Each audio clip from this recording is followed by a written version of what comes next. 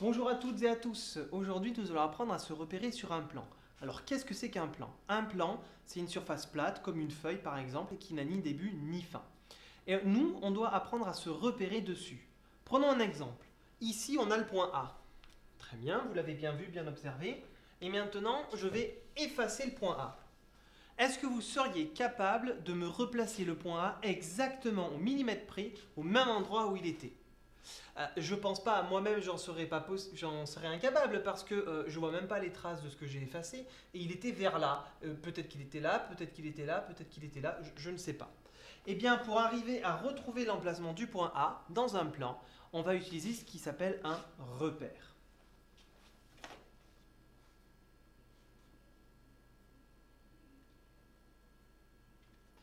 Et bien voilà un repère du plan.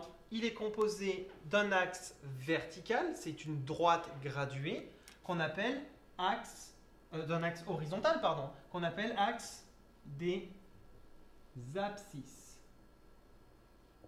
Puis il est composé d'un axe vertical, cette fois-ci, qui est l'axe des ordonnées. Encore un peu de vocabulaire compliqué. Et bien voilà, mon point A tout à l'heure, il avait des coordonnées. Il avait des coordonnées, il avait deux nombres qui correspondent. Le premier à l'axe des abscisses et le second à l'axe des ordonnées. Donc l'axe des abscisses, on est à 2, donc je vais à 2 sur l'axe des abscisses.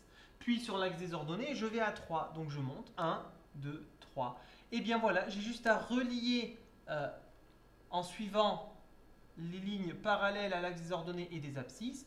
Et mon point A, il était exactement ici. Et quand je l'écris dans un repère, eh bien j'écris à côté ses coordonnées. Alors je vais insister sur deux petits points. Il y a un point virgule entre les deux coordonnées. Et puis entre la lettre et les parenthèses qui contiennent les coordonnées, il n'y a pas de signe égal, évidemment. Il n'y a rien du tout. Voilà à quoi sert un repère du plan. On va pouvoir placer d'autres points. Par exemple, 2, moins 3. Eh bien, l'axe des abscisses, il est ici, on est à 2, ici. Et on va descendre à moins 3, moins 1, moins 2, moins 3. Voilà le point B, 2, moins 3. On va pouvoir placer aussi le point C. Par exemple, 0, moins 1,5. Eh bien, on va sur l'axe des abscisses à 0, qui est ici, hein, à l'intersection de l'axe des ordonnées et de l'axe des abscisses. Et on va à moins 1,5. Le point C, il est là, 0, moins 1,5. Alors, comment est-ce qu'on se souvient de quel nombre correspond à l'axe des abscisses? Eh bien, c'est très simple. Prenons par exemple pour le point B. Les abscisses, c'est A. Le deuxième nombre, c'est O. A pour abscisse, O pour ordonnée. Eh bien, dans l'ordre alphabétique, la lettre A est avant la lettre O.